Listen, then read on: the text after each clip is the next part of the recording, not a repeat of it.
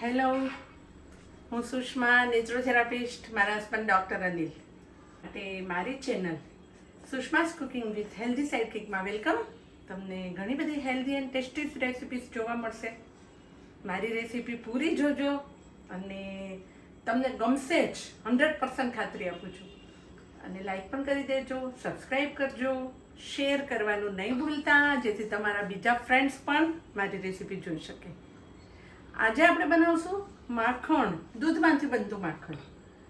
માખણ શબ્દ સાંભળતા જ કાનો યાદ આવી જાય. મૈયા મેં નહીં માખણ ખાયા, એ મોઢા ઉપર માખણ લપેટાયેલું હોય અને પાછો બોલતો હોય એવો કાનો યાદ આવી જાય. સો હેલ્ધી માખણ. માખણ ઘરે કેવી રીતે બનાવવું એની પૂરી પ્રોસેસ તમને બતાવીશ. તો એની પહેલાં સૌથી પહેલાં તો આપણે દૂધ માટે વાત કરીએ. આજકાલ હેલ્થ કોન્શિયસનો બહુ જમાનો છે. લોકો એમ કહે કે ઓ ફૂલ ફેટવાળું દૂધ અમે નથી પીતા, અમે તો સ્લિમ એન્ડ ટ્રીમ દૂધ પીએ છીએ, નો ફેટવાળું પીએ છીએ. બજારમાં અનેક પ્રકારના દૂધ મળે છે. ફેટ બધી ઓછી મળે, ટોન, હોલ, 6 ફેટવાળું, બફેલો મિલ્ક, કાઉ મિલ્ક બધા બહુ મળે. તો મારો આઈડિયા છે, મારા વિચાર પ્રમાણે તમે કોઈ દિવસ લો ફેટવાળું દૂધ ના લેતા, ફૂલ ફેટવાળું જ લેજો. કારણ કે ઘરમાં પરિવારમાં નાના મોટા બધા હોય. નાના બાળકોને ફૂલ ફેટ જોઈએ, મોટાને લો ફેટ જોઈએ. તો એવું ફૂલ ફેટવાળું મેં દૂધ લીધું છે અહીંયા, અને એને ગેસ ઉપર ગરમ કર્યું. એક ઉબાલ આવે પછી તમારે ધીમી આંચ પર 5 મિનિટ રાખવાની, અને પછી જે ગેસ બંધ કરો અને ફ્રીઝમાં મૂકો, એટલે 4 થી 5 કલાકમાં આ રીતે આખી એની મલાઈ થઈ જશે. એ મલાઈ તમે આ રીતે કાઢી લેશો. આખી આ મલાઈ જે ફ્રીઝની પરતમાં જામી ગઈ છે ને, આ ફૂલ ફેટવાળું 6 ફેટનું દૂધ છે, એને આ રીતે તમે તપેલીમાંથી કાઢી લેશો. આ થઈ ગયું તમારું લો ફેટનું દૂધ. થઈ ગયું ને આસાન. અને મલાઈમાંથી માખણ બનશે, માખણમાંથી ઘી બનશે, એ પણ પ્યોર. એટલે લો ફેટવાળું દૂધ જેને પીવું છે એના માટે આ થઈ ગયું રેડી. ઓકે, હવે શું કરશું આપણે? મલાઈ તમારા ઉપયોગ પ્રમાણે દૂધ લેશો. 4-5 દિવસની મલાઈ તમે એક બાઉલમાં ભેગી કરશો. 4-5 દિવસ સુધી ફ્રીઝમાં રાખી શકો છો, અને જો તમારે વધારે એકસાથે રાખવી હોય તો ફ્રીઝરમાં રાખો.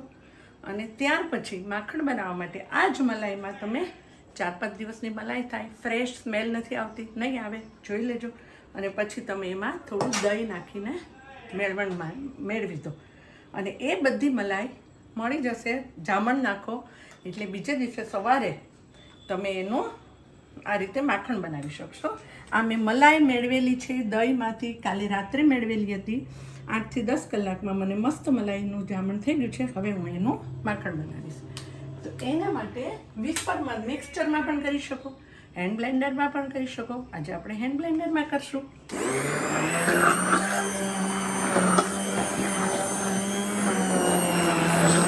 આ રીતે તમે થોડી વાર ફેરવશો ને તો એમાંથી માખણ છૂટું પડશે, છાશ છૂટી પડશે. હું તમને હમણાં બતાવું છું.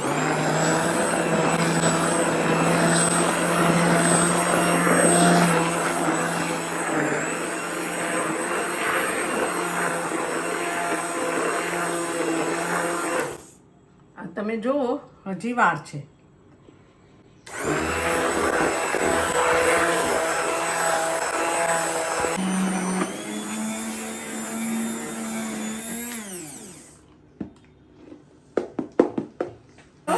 કે આપણે જે આ મલાઈ ફેરવતા હતા આમાં, એ તમે આ રીતે આ બાઉલમાં જોઈ શકો છો તપેલીમાં, કે જે પેલા એકદમ સ્મૂથ લાગતું હતું. ધીમે ધીમે માખણ લગભગ મારી આખી મલાઈને 12 મિનિટને આ રીતે મલાઈ થઈ, તો હવે આ માખણ છૂટું પડી જાય અને છાશ એકદમ છૂટી પડી જશે. પહેલાંના જમાનામાં આવું વલોણીથી કરતા, સાંકડા મોઢાવાળા વાસણમાં ઝીણીથી કરતા, અને હવે આપણું આ નવું આવી ગયું. તો આ રીતે માખણ છૂટું પડી ગયું. અને ઉપર છાશ દેખાવા લાગી તમને, જે ઉપર પાણીનો ભાગ છાશ દેખાય, જે માખણમાંથી પાણી છૂટું પડે ને એને છાશ કહેવાય. હવે આમાં આપણે થોડું ઠંડુ પાણી એડ કરવાનું છે. ગરમીની સિઝન છે તો વધારે ઠંડુ પાણી એડ કરશો. બહુ ગરમી છે તો આઈસ ક્યુબ પણ નાખશો, બપોરે કરતા હોય તો. પણ આ મેં મોર્નિંગમાં જ કરું છું. રાતનું દહીં મેળવેલું છે. એને જો તમારે ઠંડીમાં થોડું વોર્મ વોટર રાખવું પડશે. ઠંડીમાં માખણ કરશો ને તો બાકી રૂમ ટેમ્પરેચર માટલાનું નોર્મલ ટેમ્પરેચરવાળું ઠંડુ પાણી પણ ચાલશે. આ રીતે આપણે આને પાણી એડ કરવાનું છે. તો આ જે બધું માખણ છે ને એ છૂટું પડી ગયું. ઠંડુ પાણી એકદમ એડ કરો.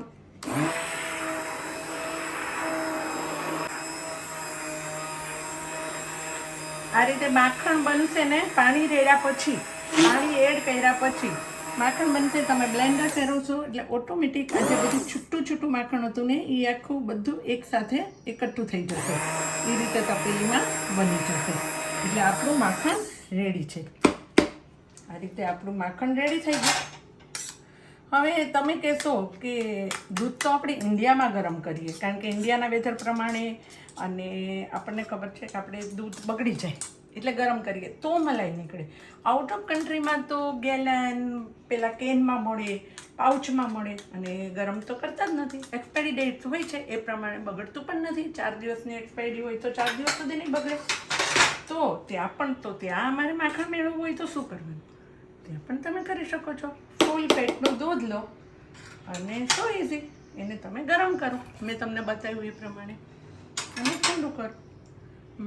માખણનો મોડર્ન શબ્દ છે બટર. બટર કહીએ ને એટલે તમને બ્રેડ જ યાદ આવે. Bread and butter.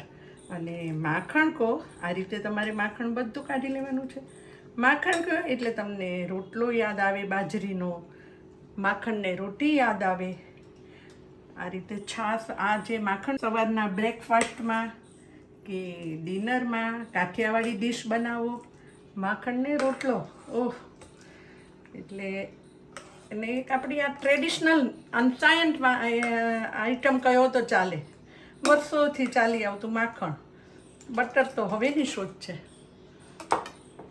એવું આ માખણ. અને માખણનું જે એકદમ ગુણધર્મ, માખણનો ગુણધર્મ આયુર્વેદિકમાં પણ બહુ બતાવ્યું છે.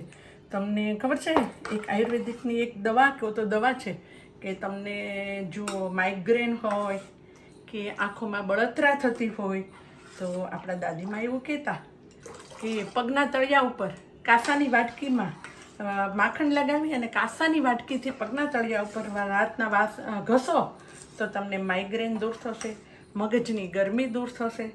એટલે આ માખણ હેલ્ધી છે. આવું આપણું આ માખણ રેડી બની ગયું. અને હવે આ માખણને જે પાણી છે એને આપણે છાશ કહી શકીએ. એ પણ મેં તમને કીધું ને એમ ફ્રેશ મલાઈ હોય એટલે છાશ પણ આની બહુ હેલ્ધી, મોડી અને એને આ રીતે સ્ટ્રેનરમાં ગાળી લેવાની છે એટલે એકદમ સ્મૂધ છાશ બનશે. અને જે માખણ છે, માખણને તમે આ રીતે જ્યારે આમાંથી ઘી બનાવવું હોય ને ત્યારે હું તમને બતાવીશ કે 2-3 પાણીથી માખણ ધોઈ લેવાનું, સાદા પાણીથી.